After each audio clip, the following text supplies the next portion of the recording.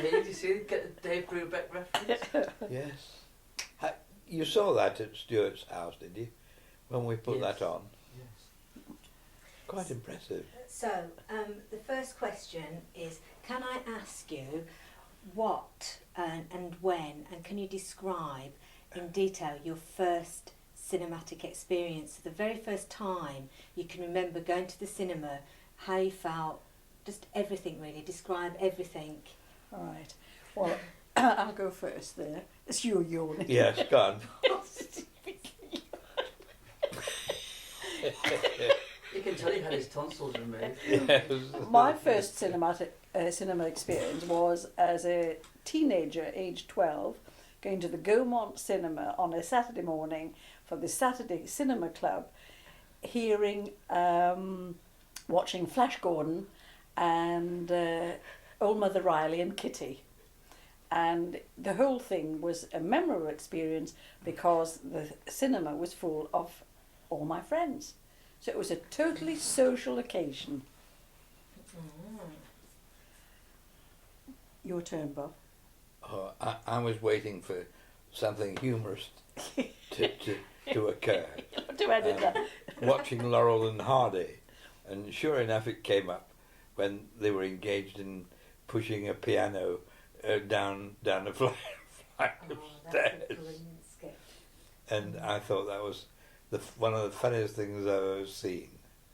And I've never seen anything to cap it, other than Jacques Tati, a French mime artist, who was absolutely brilliant without speech, and it was all done by careful presentation and careful editing of the film. To the extent that he bankrupted himself in producing his individual films, of which there were only about 5 or 6, and they are all classics. Was that your first cinema experience? Or was that just your favourite? 'Cause your favourite. No, the Laurel and Hardy was the first. Can you remember where that was? The Gaumont Cinema. It was In the Preston. New Victorious Cinema in Preston, Lancashire. Did you say yours was the Gaumont Theatre? Gaumont, but Yes. that was, yes, not in Preston. Gaumont was the group that the cinema belonged to. Was it quite a traditional theatre? Did it have the red velvet seats and the little kiosk selling the sweets? And can you remember any of that? I remember The usherettes? the usherettes, yes. Who wouldn't?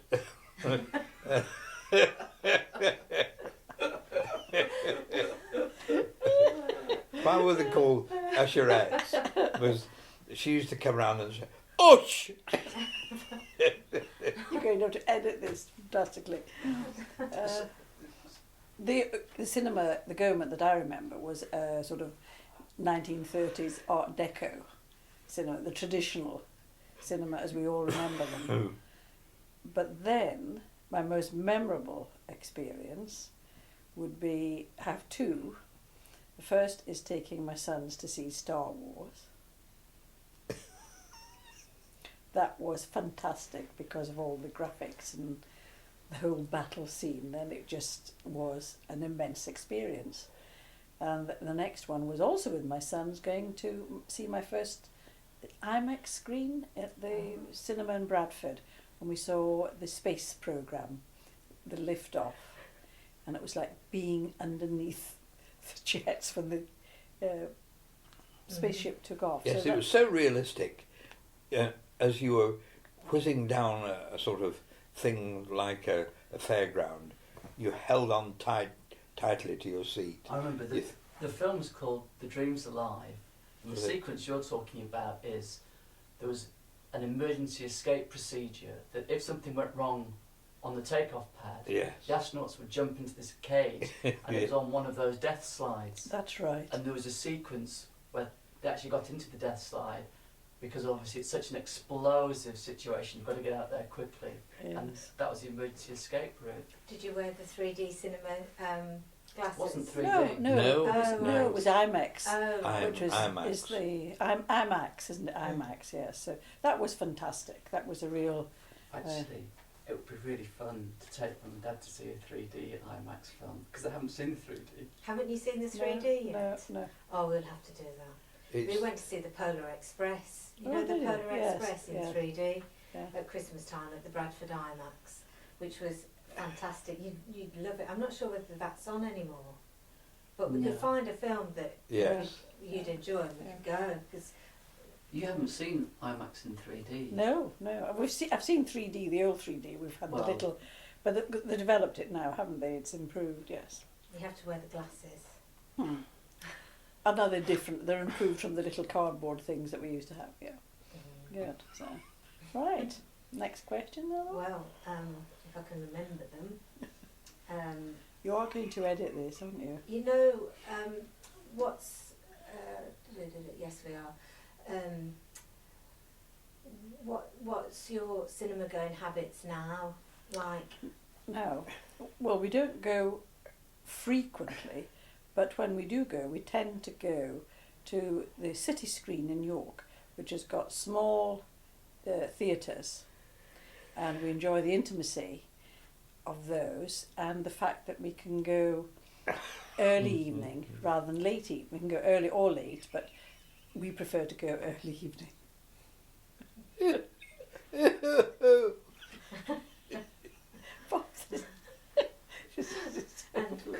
And cut. Can you edit all this out? But I was going to add there, have the possibility of having a meal beforehand. The beauty is of the City Screen is you can book your tickets in advance, so you know you've got seats. You can go in and have refreshment before while you're waiting. Oh no. This is not. I've run out of things to say. No, that's good. But no, it is a good idea to get your tickets in advance, go and have a meal, and then go to the cinema, and still come out early evening. And that's a good social experience. And you can have We go for a drink. wine there We go for a drink afterwards with our friends, and so it's quite a social event. Yeah. Just don't go on our own. What sort of films would you like to see at the cinema? Well, I'm not into heavy murder films or mayhem. I tend to want to look at or to watch something that uplifts me, or it has good scenery. I like things like Mr. Ripley. What's that? Talented Mr. Talented Mr. Ripley, because of the Italian scenery and things like that, or the Judi Dench films. I like. And what was that classic. chocolate film? Chocolat. Yes, Chocolat was a favourite. But the Judi Dench film, crikey, what was that? The other one, what was that called? I'm sorry. The one about Mussolini. Oh yes, Tea with Mussolini. I haven't seen it. That's another one which had Italian scenery. But I tend to go to films that have got good actors and actresses like Judi Dench, Maggie Smith. I don't know.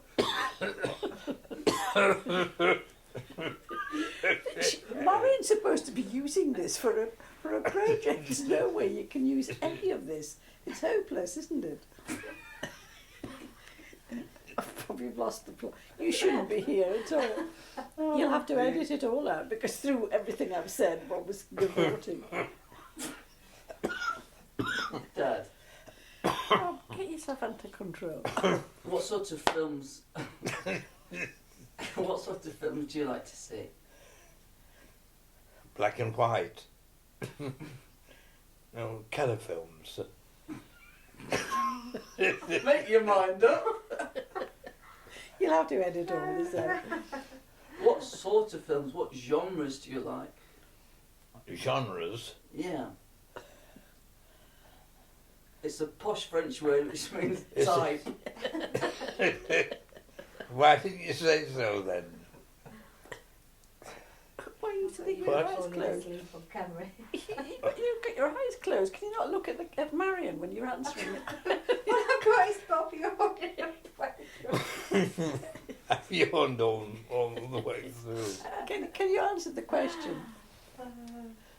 What type of film do you like? Yes, dear. What sort of films do you like to go and see? Good films. I didn't think it would be bad films, but Things that you see on the telly. well, why don't you watch them on the telly? We haven't paid for the line. Can you edit all that out? Bob, will you actually stop? Be sense. Marion's trying to do this for a project, for God's sake. They'll fail her on your interview. No, you like the English patient because you enjoy the music. You like good music. Oh, that's right. Yes, music's very important. Soundtrack. One of the soundtracks I fell for was on a film with Richard Burton and Elizabeth Taylor. The Sandpiper was the title of the film, and it was the tune "The Shadow of Your Smile," which is one of the loveliest songs ever written, composed by Johnny Mandel. And the soundtrack was so good. If you said to me at the end, what was that film about? I couldn't have remembered. I was.